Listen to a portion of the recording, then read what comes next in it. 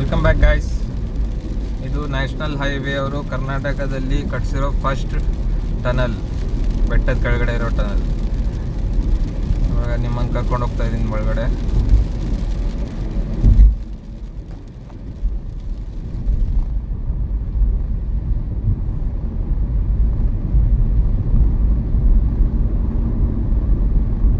Tunnel ಥರನೇ ಇದೆ ಇದು.